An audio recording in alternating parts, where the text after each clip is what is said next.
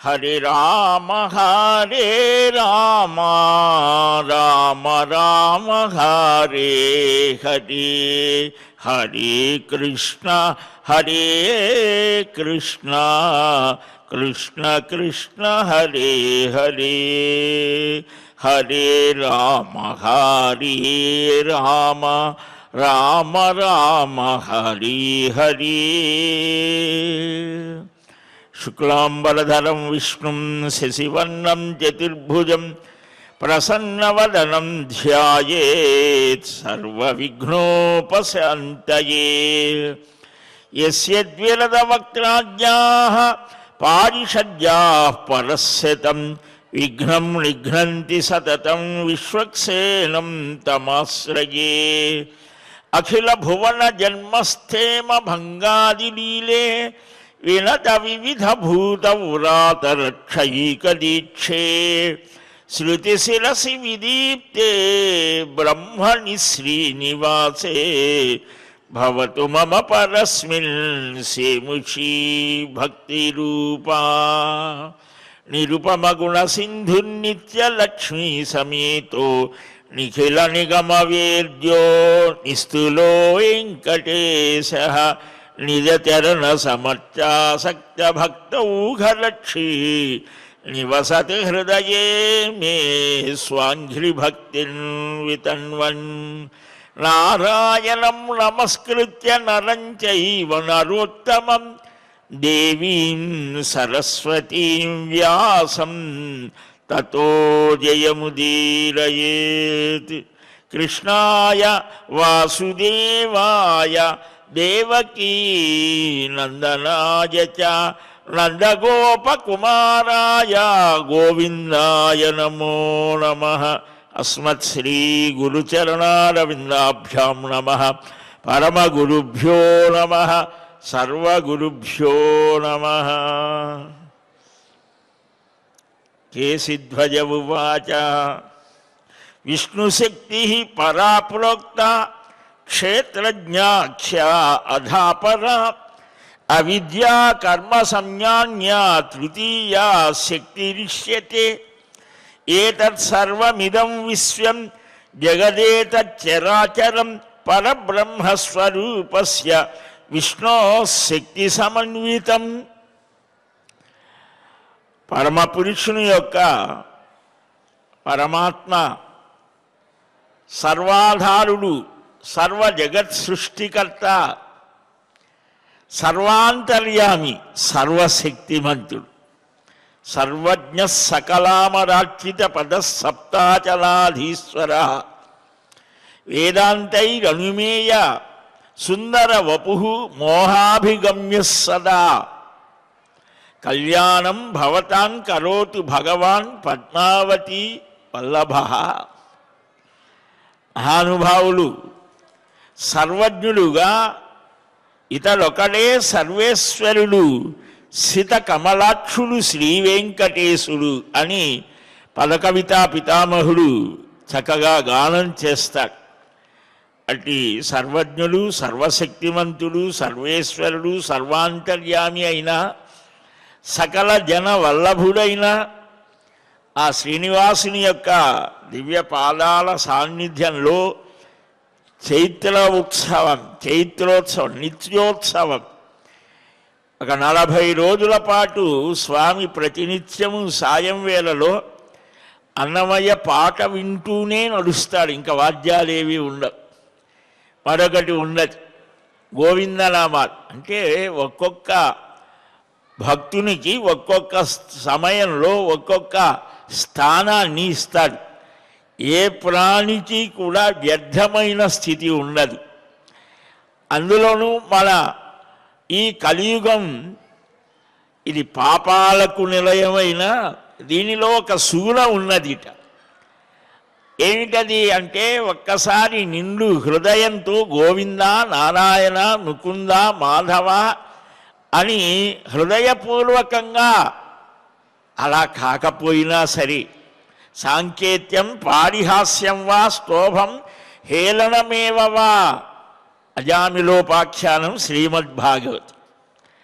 అంటే మనం అదిగో తిరుమలలో ఆ స్వామి పుష్కరిణి దగ్గర కలుద్దామన్నారు. అది కూడా పుణ్యమే. అలాగనే నేను మొన్న అక్కడికి వెళ్ళొచ్చానండి, రే వాడు తిరుపతి వెళ్ళొచ్చారు రా అంటాడు, అంటే హాస్యాస్పదం. అయినా వాడికి ఒక మార్కు వేస్తాడు. ఇప్పుడు అన్నీ మన గ్రేస్ మార్కులు ఇవే కదా మన వ్యవస్థ. ఆయన కూడా కలిలో కొన్ని మార్కులు గడుపుతూ ఉంటాడు. మన స్తోభం హేళనమేవ, ఎలాగైనా సరే అశేష అఘహరం విదుహు అనను, సమస్త పాపాలను పోగొడుతోంది భగవన్నామము. ఆ తర్వాత అసలైన కథ ఆరంభం అవుతోంది. రామిలోపాఖ్యానం సామాన్యంగా ఎందుకనంటే ఆ రుచి కలగడం కోసం అలాగా అంటారు.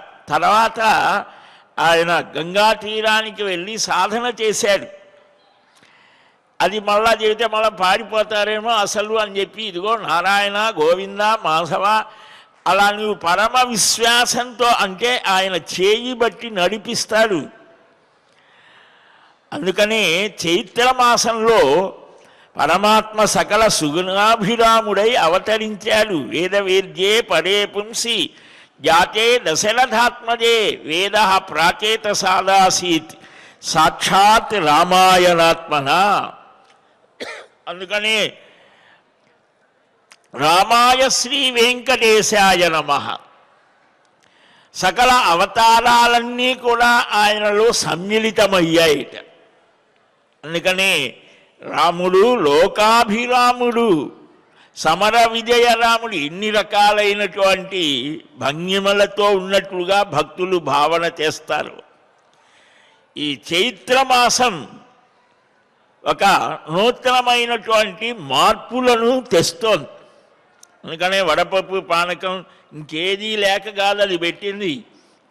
మనలో ఈ ప్రకృతిలో వచ్చేటువంటి శారీరకమైనటువంటి వికారాలను తొలగించే శక్తి గుడం అంటే బెల్లము పానకం వీటిల్లో ఉన్నది. అందుకనే ఈ 9 రోజులు కూడా అంటే చైత్ర శుద్ధ పాడ్యమి మొదటి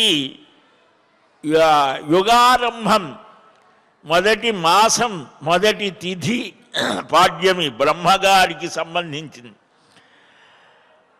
నక్షత్రం మొదటిది అశ్విని. ఇవాళ అన్నీ కూడా మొదలే. సరే 2 రోజులు అయిపోయింది కదండి, ఇవాళ ఏమిటి అని అంటారేమో. సంవత్సర ప్రారంభానికి ఒక విశేషం నిన్న చెప్పుకున్నాం. ప్రపాదానం అంటే చలివేంద్రాలు పెట్టి 4 మాసాలు ప్రాణికోట్లకు చక్కగా జలదానం ప్రపేయం సర్వసామాన్య భూతేభ్య ప్రతిపాదిత ప్రధానాత్ పితర సర్వే తృప్యంతు చ పితామహ. ఈ చలివేంద్రం పెట్టి అందరికీ మజ్జిగ, బాగా చిలికిన నీళ్లతో కలిసిన మజ్జిగ, 4 వంతులు నీరు ఉంటే అది ఒక రకమైన 4 స్థితులు చెప్పారు మజ్జిగకు కూడా. ఎన్ని రకాలుగా తరచి దాన్ని మనకు అందించారు. 2 భాగాలు నీరుంటే ఒక రకం. ఇలాగా వాటిల్లో ఎక్కువ సారాంశం ఏమిటంటే ఎక్కువ నీరు ఉంటే శరీరానికి కూడా ఎప్పుడూ శ్రేయస్కరమే. మంచి ఆ చిలికినటువంటి మజ్జిగ అన్ని రోగాలను పోగొడుతోంది అని. అనివార్య మితోదేయం జలం మాస చతుష్టయ అని మనకు చెప్తారు. సర్వ ప్రాణులకు ఇది ఉద్దేశించి ఉండాలి అని. దీనివల్ల సంతృప్తి పొందుతారు ఎవరు? పితృదేవతలు. మేమేమి శ్రాద్ధాది క్రియలు చేయలేమండి అంటారా? ఇదిగో ఇది దేవన్న. ఇది చేస్తే మన ఇంటి దగ్గరే 2 కుండలు పెట్టి దాంట్లో మంచినీరు పెట్టి కావలసిన వాళ్ళు తాగొచ్చు అంటే అంతకంటే ఏం కావాలి? ఉదకుంభదానం, నా ఉదకుంభదానం చేయమన్నారు. ఏష ధర్మ ఘటో దత్తో బ్రహ్మ విష్ణు శివాత్మక అస్య ప్రధానాత్ సకల మమ సంతు మనోరథా అని కుండలు నీటిని దానం చేసిన ఇది కూడా గొప్ప విశేషమే అన్నారు. ధర్మఘటం అన్నారు దాన్ని. అంతేకాదు కల్పాది వైశాఖ శుక్ల తదియ, పాల్గొన కృష్ణ తదియ, చైత్రశుక్ల పంచమి, మాఘశుక్ల త్రయోదశి, కార్తీక సప్తమి, మార్గశీర్ష నవమి కల్పాలు ఆరంభమైనది. అంటే మనం ఇప్పుడు శ్వేతవరాహ కల్పంలో ఉన్నాం. కల్పాలు మన్వంతరాలు, మన కాలగణన వేరుగా ఉంటుంది. ప్రపంచం చేసే కాలగణన వేరు, మనకున్నటువంటి కాలగణన చాలా ప్రాచీనమైనది. చైత్రశుద్ధ పాడ్యమి మత్స్య జయంతి, మత్స్యావతారం వచ్చింది అని కొందరు, కాలయ ద్వితీయ అంటే విజయ రోజున, నిన్నటి రోజున అని కూడా కొంత. ఆ ద్వితీయ విజయ రోజున ప్రదోషకాలంలో చంద్రవ్రతం చేయమన్నారు. దమనంతో గౌరీ శివ పూజ చేయమన్నారు. ఆందోళినీ వ్రతం, ఆందోళన అంటే మన తెలుగు ఆందోళన కాదు, సంస్కృత ఆందోళన. సంస్కృత ఆందోళన అంటే పల్లకీ సేవ చేయమని మన ఇష్ట దైవాలకు. ఆ ఆందోళినీ వ్రతం ఈ మాస పర్యంతం చేస్తే విశేషం అని. ఈరోజు చైత్రశుద్ధ విజయ కనుక ఈరోజు రామచంద్రమూర్తికి లోలోత్సవం చేయమన్నారు. చైత్రశుక్ల తదియ ఈరోజు మన్వంతరానికి మొదలు. సరే, ఈ మన్వంతరాలు ఇవి కూడా ఉన్నాయి. ఇంకా వేత్తలైనటువంటి వారు శ్రాద్ధాదులు కూడా చేస్తారు. అంటే పితృదేవతాకమైనటువంటి ఆ క్రియ అభ్యుదయము అని 96 సార్లు చెయ్యాలి అని. అసలు అమావాస్యలు, యుగాదులు, మన్వాదులు, సంక్రాంతులు, ధృతులు, వైధృతులు, మహాలయం, అష్టాకా శ్రాద్ధములు, పూర్వేద్యు శ్రాద్ధములు, ఇవి మొత్తం 96. దశ అవతారములు వచ్చాయి. చైత్రశుక్ల తదియ మత్స్యావతారం అని కూడా ఈరోజు స్వామి మత్స్యావతారం ధరించాడు. అది కూడా మనం చక్కగా స్మరించుకోవడం విశేషం. ఈ అవతారాలన్నీ ఎందుకు వచ్చాయి? ఈ అవతార మూర్తులను మనం ధ్యానం చేయడం చేత, నిన్న మనం నారద మహాపురాణంలో చెప్పుకున్నాం. ఆ మహానుభావుడు చెప్తాడు, చిత్తానికి శుభాశ్రయం ఉండాలి. అది అమూర్తము, మూర్తము అమూర్తం అంటే ఆకారంతో ఉంటుంది, ఆకారం లేకుండా. సామాన్యంగా మనుష్యుడికి మనస్సు అనేది ఈ ప్రపంచంలోనే ఎక్కువగా తిరుగుతుంటుంది. మనం చూసేది, వినేవి, తినేవి ఇవే మనకు కళలో కూడా వస్తాయి. ఇంకా మనం చేసేవి ఏంది అవే కదా. కాబట్టి ఎప్పుడో జన్మాంతరాలలో చేసినవి కూడా తిరుగుతూ ఉంటాయి. ఆ నిద్రావస్థలో ఇంకా వేరే పని ప్రపంచంతో కొంచెం తగ్గుతోంది సంబంధం. కాబట్టి ఈ మనసు ఆ పాతవన్నీ రివైన్ అంటారు, అది తిరుగుతూ ఉంటుంది. అవే స్వప్నావస్థ కళలు. కనుక నీవు చూసేటువంటిది ఒక మంచి శుభమైన, మంగళప్రదమైన, ఆనందప్రదమైన రూపాన్ని చూస్తే పరమాత్మ. అందుకని హైమోర్ధ్వపుండ్రమజహన్మకుటం సునాసం మందస్మితం మకరకుండల చారుగండం బింబాధరం బహుళ దీర్ఘ కృపాకటాక్షం శ్రీవేంకటేశ ముఖమాత్మని సన్నిధత్తాం. ఆ ముఖాన్నే అభివర్ణించిన అందమైన శ్లోకం. ఎలాగా ఉంటుందిట, మనం ఇక్కడ చూస్తే పెద్దగా అనిపించదు. ఆ లోపల ఉన్నటువంటి మూర్తిని కొంచెం దగ్గరగా చూస్తే తెల్లని ఆ తిరునామాలు, దాని క్రిందనే మన వాళ్ళు వర్ణిస్తుంటారు కదా, కోటేరు లాంటి ముక్కు అని. ఆ నాసిక, ఆ మకర కుండల గ్రైవేయ హారాదులు, ఆ ఆ కుండలములు అని అంటారు, ఆ చెవులకు పెట్టుకునేవి. అవి వాటి యొక్క కాంతి ఈ గంధస్థలం మీద, అంటే చెక్కిళ్ళ మీద, బొగ్గల మీద ప్రతిఫలిస్తూ ఉంటే మందస్మితం, చిరునవ్వుతో ఉంటాడట స్వామి. అంటే అది స్మితం. ఇలాగా నవ్వు కూడా చాలా విశేషాలుగా చెప్పారు. ఆ పెదవులు విచ్చి విచ్చని నవ్వట, వికటాట్టహాసం చేస్తారు కొంతమంది, అది కాదు. దానివల్ల దడుచుకుంటారు పిల్లలు, అది కాదు. ఆ చక్కని చిరునవ్వుతో ఎలాగ ఉండాలి, స్మితము. రామచంద్రమూర్తిని చూస్తే తెలుస్తుంది. స్మితపూర్వ అభిభాషిణ వాల్మీకి వర్ణిస్తాడు. చిరునవ్వుతో పలకరిస్తాడు, తానే ముందు పలకరిస్తాడట. ఈయన మహారాజ కుమారుడు కదండి, మనమేం ఆయనతో ఏమీ మాట్లాడతాం అనుకోవటానికి లేదట, ఆయనే అందుకనే ముందే పలకరిస్తాడు. అలాగ స్మితం, ఆ చిరునవ్వుతో కూడినటువంటి అందమైన ఆ ముఖాన విందం ఎప్పుడూ నా కనుల ఎదుట కనిపించుగాక. ఇది పూర్వాచార్యులు మహానుభావులు అనంతాల్వారు కోరుకున్నటువంటి స్థితి.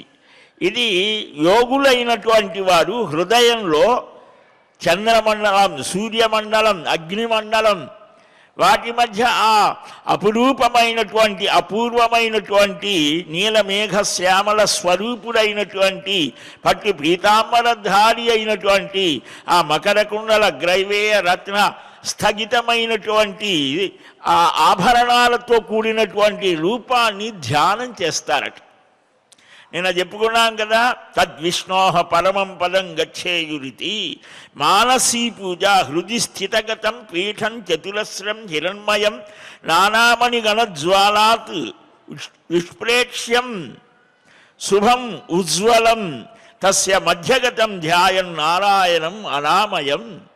హిరణ్యవపు ఉపనిషత్తులు చెప్తూ ఉన్నాయి. ఆయన శ్యామల వర్ణంలో ఉంటాడు, బంగారుపు ఛాయలో కూడా ఉంటాడు. ఆ సూర్యమండలాంతర్గతమైనటువంటి ఆ పరమ పురుషుణ్ణి ఉపనిషత్తులు చక్కగా వర్ణన చేస్తాయి. శుద్ధ స్ఫటిక సంకాసం శంఖచక్రధరం పరం ఆసనాద్యుపచారాన్ని మనసా తస్య భావయేత్. మానసికంగా కూడా భగవద్ ఆరాధన అన్నీ కూడా చేయవచ్చు. మానసీ పూజ ధ్యాత్వా అగ్నిమండలం తస్య ధ్యాయేన్మధ్యే ప్రభాం శుభాం ప్రభామధ్యగతం ధ్యాయన్ ఆసీనం వా జనార్దనం. హృదయంలో ఆ ధారణ చేయటం చేత కాదు, అగ్నిని ధ్యానించి తద్వారా అగ్ని ఆరాధన ద్వారా యజ్ఞ యాగ క్రతు ఇష్టి హోమాదుల ద్వారా ఆ యాగక్రియ జరిపితే అది అమూర్త యజనము అని అన్నాడు. అంటే ఆకారం లేదక్క, మనసు నిలబడదు కదా, అందుకనే ఆయన ఆకారంతో సురూపాం ప్రతిమాం విష్ణోః ప్రసన్న వదనేక్షణాం కృత్వాత్మనః ప్రీతికరీం సువర్ణ రజతాదిభిః. వైఖానస భగవత్శాస్త్రం మనకు చెప్తోంది. తాం అర్థయేత్, తాం ప్రణమేత్, తాం నమేత్, తాం విచింతయేత్. ఇసత్యపాస్తదోషస్తు తామేవ బ్రహ్మరూపిణి. మరీచి మహర్షి చెప్తాడు, సురూపాం ప్రతిమాం విష్ణోః. చక్కని అందమైన చిరునవ్వుతో కూడినటువంటి ఆ మహావిష్ణువు యొక్క ప్రతిమను బంగారంతో కానీ వెండితో కానీ, లేకపోతే ఎంత చెప్పారు అని అంటే మృణ్మయం మా మట్టితో కానీ, లేదా చిత్రం ఇంకా చిత్రపట రూపమైన దానిలో అయినా సరే ఆయన కానిదేమున్నది. ప్రతి ద్రవ్యం అంటే వస్తువు, ప్రతి దానిలో కూడా ఆయన వ్యాపించి ఉన్నారు. ఆ స్థితిని కూడా చిత్రం చిత్రాభాసం అని కూడా అన్న. సరే, ఇలాగా అర్చిస్తే ఈ రూపాన్ని సమూర్తార్చన అవుతోంది. అమూర్తో అగ్న్యాహుతి ప్రోక్త సమూర్త బింబ పూజనం. అందుకనే లోపల మనం కళ్యాణోత్సవం జరిగినా హోమం జరుగుతుంది, అక్కడ భగవద్ ఆరాధన జరిగి అన్ని రకాలుగా చూపించారు. అగ్న్యాహుతి అనేది సద్వారకమని, ఈ బింబ పూజనం ఈ ఆకారంతో ఆరాధన చేయడం అనేటువంటిది అద్వారకమని, సద్వారకం కంటే అద్వారకమే గొప్పది అని, అంటే ఈ కరచరణాది అంటే కాళ్ళు చేతులతో అవయవాలతో ఉన్నటువంటి సుందరమైన రూపాన్ని అర్చించడం శ్రేష్టమని ఈ ఆగమ శాస్త్రాలు చెబుతాయి. ఇలాగ ఉత్తమ బ్రహ్మ విద్యా సారం అనేటువంటిది చెప్పడం జరుగుతోంది. దీనిలో కూడా యమనియమ ఆసన ప్రాణాయామ ప్రత్యాహారం అంటే కొద్ది తేడాలతో చెప్పడం జరుగుతుంది. సకల శాస్త్రాలు ఆ సర్వేశ్వరుణ్ణి సమారాధన అంటే బాగా ఆరాధించడం ఎలాగా మనకు పురాణం అది చెప్తోంది. ఎందుకు చెప్తున్నాము ఇవి అంటే ఆగమశాస్త్రాలు అవే చెబుతాయి, పురాణాలు అవే చెబుతాయి.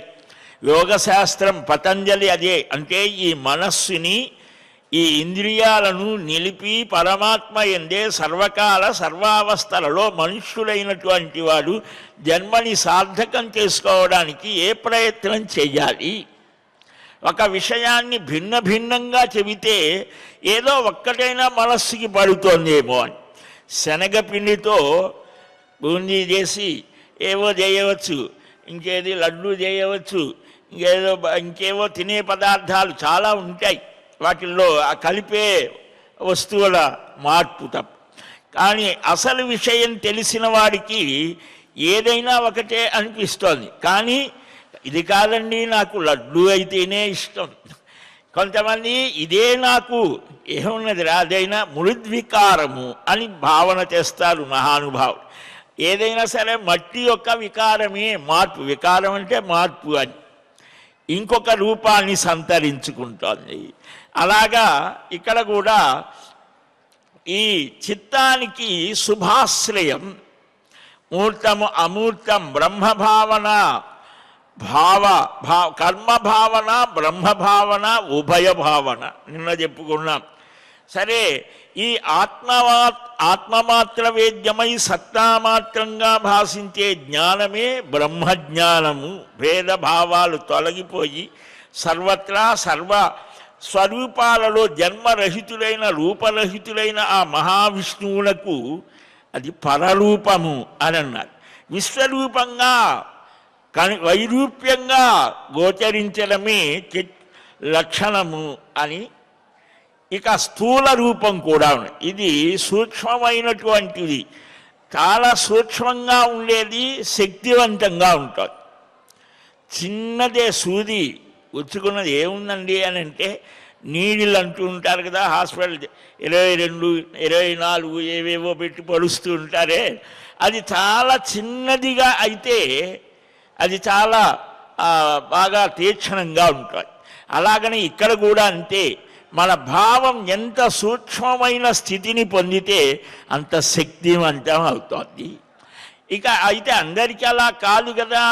ఈ స్థూల బుద్ధి ఉన్నటువంటి వాడికి నీకు కనిపించేది అంతా కూడా భగవానుడైన హిరణ్య గర్భుడు, ఇంద్రులు, దేవతలు, మనుష్యులు, పశువులు, పర్వతాలు, సముద్రాలు, నదులు, వృక్షాలు, ఈ సమస్తమైన ప్రాణులకు కారణము ఈ ప్రకృతి, ఈ విశేషాంతం వరకు చేతన అచేతనాత్మకమైన విశ్వమంతా కూడా ఏకపాదము.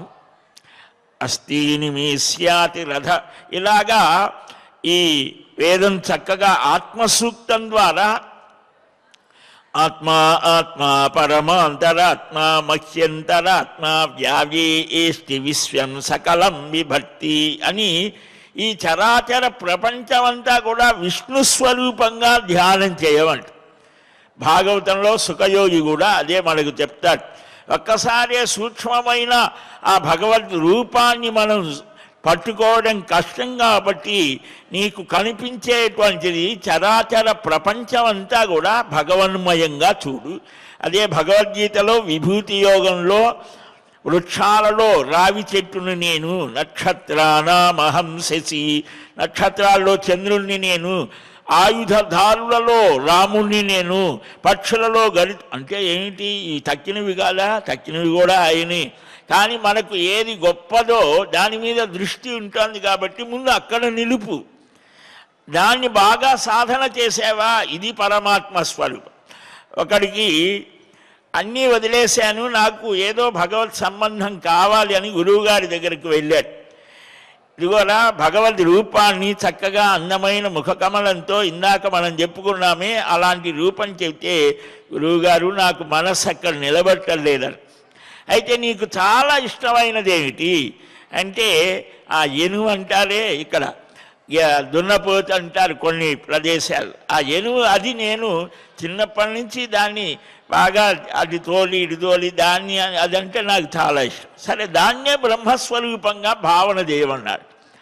అలాగ ధ్యానం చేస్తే అంటే ఆయన కానిదేమున్నది, ఇది మనకు చమత్కారంగా అనిపించవచ్చు, కానీ దాన్నే ధ్యానం చేసి వాడు ముక్తిని పొందాడు. అంటే ఒక ప్రారంభంలో ఒక ఆధారం కావాలి.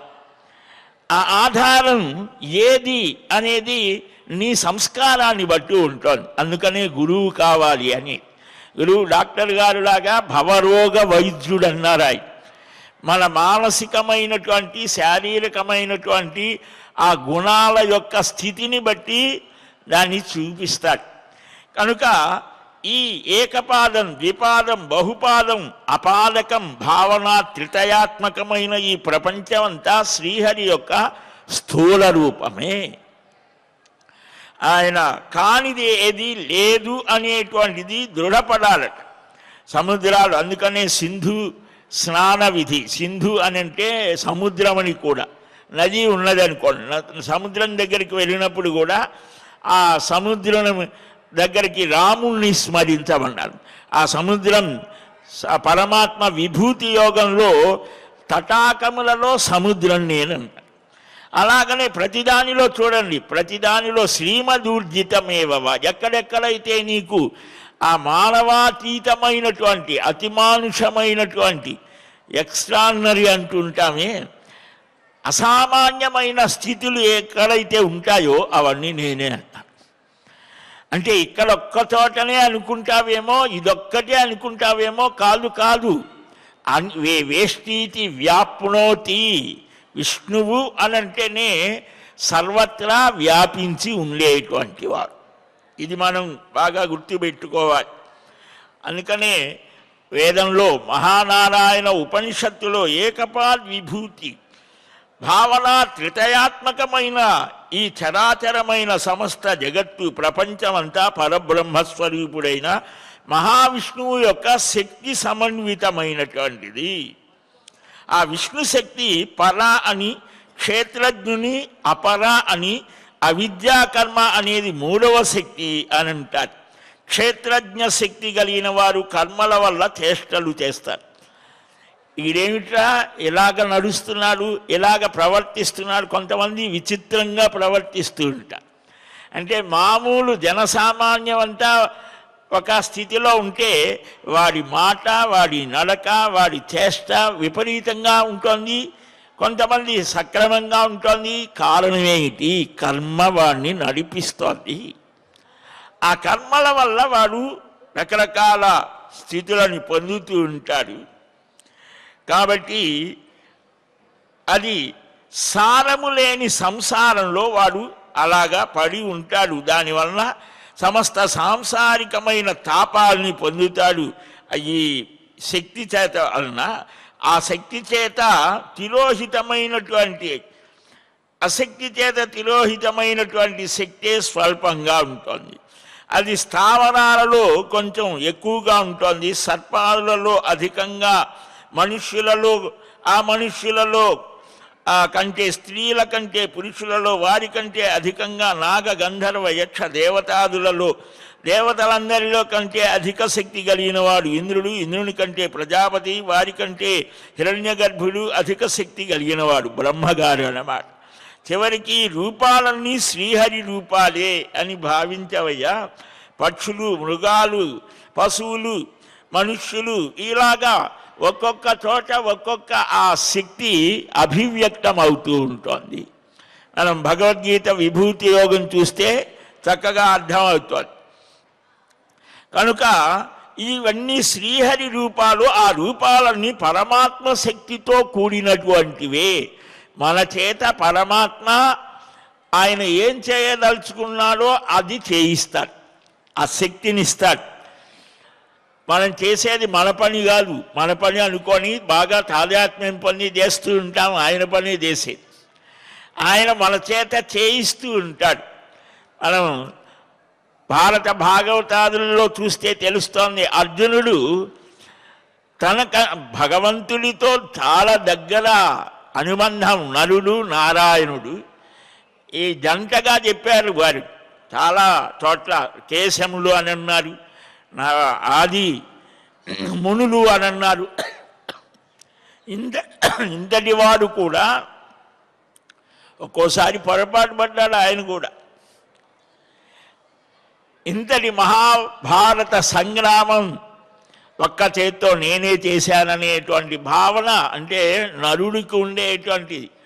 అంటే మన మీద డైరెక్ట్గా పెట్టి చెబితే మనం అసలు దాని ముఖం చూడం కాబట్టి ఆయన మీద పెట్టుకొని నేనే గొప్పవాడిని అనేటువంటి భావన కలిగి ఒక్కొక్కసారి అందుకనే కృష్ణ ఈ గుర్రాలు సరిగ్గా తోమవయ్యా, శుభ్రం చేయి, ఇదంతా చండాలంగా ఉన్నది అంటే అలాగే. ఎంత విచిత్రం అయ్యా, మూడు లోకములనేలడి మోహనుడవు, నేడు గుర్రములు తోలు పనికి ఒప్పుకుంటివి ఔరా. ఆశ్చర్యాన్ని పొందుతారు మహానుభావులు. సర్వ జగత్తుని నడిపించేటువంటి వాడు గుర్రాలని తలిపాడా. ఇక్కడ నీళ్లు లేవు అనంటే ఇదిగో నేను బాణం వేస్తున్నాను, ఒక సరస్సు సృష్టించాడు, చేయి నీ పని అన్నాడు, కింద నుండి నా పని చేస్తా అన్నాడు, నేల మీద ఉండి యుద్ధం చేశాడు. అంతా అయిపోయింది. రథం దిగవయ్యా అన్నాడు. అది ఎట్లా, నువ్వు ముందు దిగాలి, నాకు చెయ్యి అందించాలి, డ్రైవర్ పని ఏంటి అన్నాడు. అంతకుముందే అన్నాడు, కృష్ణ నీ సారథ్యంలో యుద్ధం చేయాలి, అదే నా కోరిక, ఆహా ఓహో అన్నాడు. ఆయన అన్నిటినీ సమానంగా సమత్వం, అలా కాదురా నాయన, కొంచెం మన వ్యవహారం అంతా లొంక తిరుగుడుగానే ఉంటాడు, తలక్రిందుల వ్యవహారం మళ్ళీ కూడా అదే. అమ్మ కడుపులో నుంచి పుట్టేటప్పుడే తలక్రిందులుగా కాళ్ళు పైకి పెట్టి తల కింద పెట్టే పుట్టడం, చేసే పనులు అలాగే ఉంటాయి. ఆయన అంతకంటే మాయావి పరమానందం త్యక్వా వైకుంఠముత్తమం స్వామి పుష్కరిణీ తీరే రమయా సహ మోదతే. ఇక్కడ లక్ష్మితో కూడి తిరుగుతూ ఉంటాడట. ఎక్కడ ఎలా ఉంటాడో అతి సామాన్యులాగా పిచ్చివాళ్ళలాగా ఉండవచ్చు. మనం తోరపో అని అంటే సరే అంటాడు. కనుక ఆయన్ని గుర్తించడం చాలా కష్టం. మహామాయావిట అరే దిగు అనంటే కాదు కాదు నేను చెప్పినది చెయ్యమంటాడు. సరే ఇదేదో కొంచెం సీరియస్ వ్యవహారం అని దిగాడు. దిగితే ఏమైంది, ఆ రథం అంతా భస్మం అయిపోయి. ఇప్పటిదాకా నీవు చేసిన యుద్ధంలో భీష్మ ద్రోణ కృప అశ్వత్థామ కన్న మహావీరుల యొక్క అస్త్రాలన్నీ నేను పట్టి నిలిపానురా. ఇది నీ గొప్ప అనుకుంటున్నావు, నిమిత్త మాత్రం భవ సవ్యసాచిన్. అలా డమ్మీ క్యాండిడేట్ ఇప్పుడు కూడా పెడుతుంటారు కదా కొంతమంది, డమ్మీ క్యాండిడేట్స్ని పెడుతు. అసలు వాడెవడో ఉంటాడు, వాడిని నడిపేవా. భౌతికంగానే ఇన్ని తెలివితేటలు మనకుంటే మరి పరమాత్మకు ఎన్ని ఉంటాయి. మనల్ని సృష్టించిన వాడికి మనకంటే పెద్ద తెలివే ఉంటుంది కదా. బ్రహ్మగారికి అక్కడే శృంగభంగం అయింది భాగవతంలో. ఈడెవర్రా పిల్లవాడు, నేను వచ్చి ఇంతటి వాడిని వస్తే నాకంటే సృష్టికర్త ఉన్నాడా, ఉన్నానురా, నేను గుర్తించరా నాయన. 1 సంవత్సర కాలం కాలమానం మానవ కాలంలో 1 సంవత్సర కాలం అన్నీ తానే అయ్యాడు. గోవులు గోపికలు గోపాలుడు, అమ్మ అనే వాడు తానే, ఆ అమ్మగా తానే, గోవులుగా తానే, గోపాలకులుగా తానే, గోవత్స దూడగా తానే, సర్వం విష్ణుమయం జగత్తు అడుగడుగునా మనకు చూపిస్తారు. కనుక ఏకపాద్ విభూతి, ఇదంతా మనం ఎంత చెప్పుకున్నా ఇదంతా కూడా ఒక్క భాగమే. మనకు తెలియనిది త్రిపాద్ విభూతి నారాయణం అని ఉన్నది. రావణుడు ఒకసారి వెళ్ళాడట శ్వేతద్వీపం, ఏదో చేద్దాం. అక్కడ హాయిగా ఒక క్రీడ, జలక్రీడ ఆడుతున్నారట కొంతమంది. అక్కడికి వాళ్ళ మీదకు నేనేదో పెద్ద మహావీరుని వెళ్తే వాళ్ళు ఇదేదో దోమ ఈగ అని ఇసిరి అవతల బారేశారు. అంటే ఆ భగవత్ శక్తి నారదుడికి కూడా ఆ శృంగభంగం. అంటే ఇవన్నీ ఏమిటి, నారదుడు అందరికీ కూడా గర్వభంగాలు అయ్యాయని మనకు పురాణాల్లో వస్తాయి. వారికి కాదు గర్వభంగం, మనకు. నీవు ఎంతటి వాడవైనా సరే భగవద్దాసుడిగా భావన చేస్తే నీకు ఉత్తమ స్థితి కలుగుతోంది. నీ ప్రజ్ఞ ఎంతవరకు రా నాయన. ఈ కనులు గోడ అవతల ఏముందో చెప్పలేవు. యంత్రాలతో నువ్వు ఇవాళ కనుక్కోవచ్చు. మంత్రాలతో మహర్షులు కనుక్కోవచ్చు, కానీ దీనికి అతీతమైనటువంటి స్థితి ఒకటి ఉన్నది అని అడుగడుగునా ఆయన చూపిస్తారు. కాబట్టి ఈ రూపాలన్నీ పరమాత్మ శక్తితో కూడినటువంటివే. ఆ విష్ణువు యొక్క రెండవ రూపం యోగులు మాత్రమే ధ్యానించదగినది. దానినే అమూర్తము అని అంటారు. అంటే ఒక ఆకారం ఉండదట. ఆ విష్ణు రూపానికే, అమూర్తమైన ఆ విష్ణు రూపానికే సత్తా, సత్ అని పేరు. సత్యము, సత్వము. ఆ సత్వం అనేటువంటిది గుణాల్లో వచ్చే సత్వం కాదది.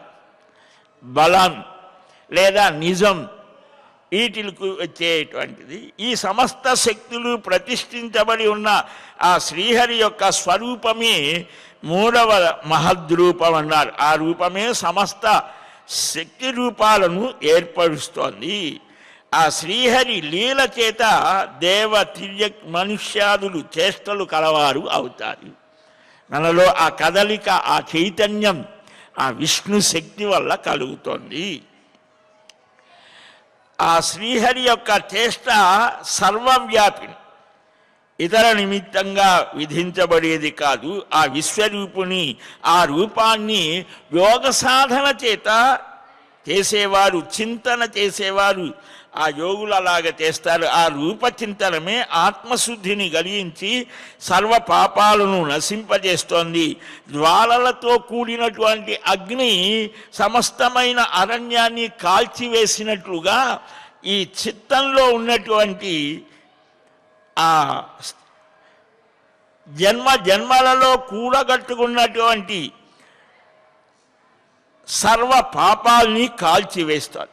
కాబట్టి సమస్త శక్తులకు ఆద్యంతములైన ఆ శ్రీహరి శక్తిని హృదయంలో నిలుపుకోవాలి. దాన్నే శుద్ధ లక్షణం అంటారు. ఇదే చిత్తానికి శుభాశ్రయం అంటే. కొంచెం భిన్నంగా భగవద్ రామానుజాచార్య స్వామి శ్రీభాష్యంలో ఈ శుభాశ్రయం చక్కగా విశేషమైన వివరణలు ఇస్తారు. మనకు గ్రంథాలు కావలసినంత ఆస్తి ఉన్నది, కానీ దాన్ని సద్వినియోగం చేసుకునేటువంటి ఆలోచన ఆ సంస్కృత భాషాధ్యయనం చేత ఈ సొగసులు, ఈ సౌందర్యం, ఈ అందం, మన జన్మ సార్థకత ఇది వస్తుంది. అన్నీ చదవచ్చు, చాలా కష్టపడిపోతాం మనం, కానీ అసలు చేయవలసిన దాని కష్టం చెయ్యం. దానివల్ల తర్వాత అయ్యో బాధపడి భంగపడి అయ్యో ఎంతోమంది మేము చాలా మహామేధావులం అనుకున్నవారు చిట్ట చివరి సమయంలో వారు తెలుసుకొని రమణ మహర్షి ఆశ్రమంలోనో ఇంకొక ఆశ్రమంలోనో చేరి ఏడ్చి గందరగోళమైన వాళ్ళు చాలామంది. వారు సమాజాన్ని చాలా ప్రభావితం చేసి దేవుడు లేదు, దయ్యం లేదు, అది లేదు, ఇది లేదు అని చెప్పి వ్రాసి కొన్ని వేల మందిని ప్రభావితం చేసిన వారు చివరికి ఏమయ్యారు అక్కడ తేలారు. అది ఎవరు చెప్పండి. కనుక మానవ జన్మ యొక్క సార్థక్యతని తెలుసుకోవాలి. ఈ శుభాశ్రయం ఎలాగ ధారణకు యోగ్యమైనది అని చెప్పడం జరుగుతోంది. ఆ ధారణ ఎలాగ చేయాలనేటువంటి విషయాన్ని మళ్ళా మనం క్రమంగా గ్రహిద్దాం శ్రీవారి అనుగ్రహంతో. శ్రీకృష్ణ గోవింద హరే మురారే, హే నాథ నారాయణ వాసుదేవ. శ్రీకృష్ణ గోవింద హరే మురారే, హే నాథ నారాయణ వాసుదేవ.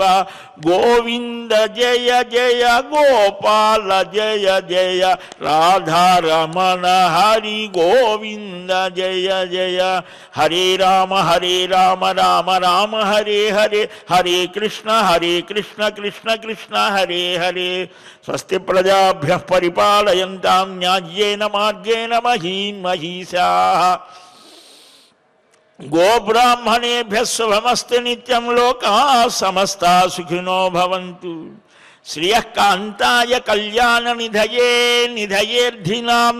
శ్రీవేంకట నివాసాయ శ్రీనివాసాయ మంగళం. బలం విష్ణోః ప్రవర్ధతాం సర్వం శ్రీకృష్ణార్పణవస్తు. వాసుదేవ నారాయణ ముకుంద మాధవ శ్రీహరి గోవింద వాసుదేవ. ఏడుకొండలవాడ వెంకటరమణ గోవింద గోవింద గోవింద గోవింద.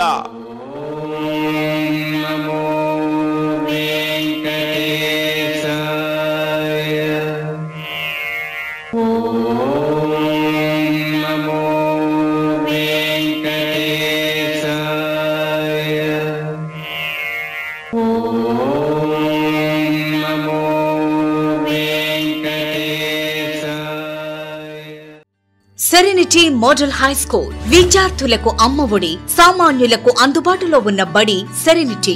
మేడ్చల్ జిల్లాలో మేటిగా నిలిచి సాటిలేని ఫలితాలను సాధిస్తున్న నంబర్ 1 స్కూల్ సెరెనిటీ. మా ప్రత్యేకతలు: ప్రతి విద్యార్థి పట్ల వ్యక్తిగత శ్రద్ధ, activity based learning and digital classrooms, computer lab, 100% ఫలితాలు, sports and cultural activities, yoga, abacus మరియు Vedic maths education. Please visit Serenity Model High School, Nagaram. Admissions are in progress. Call 040-271-46899 and 040-271-48699.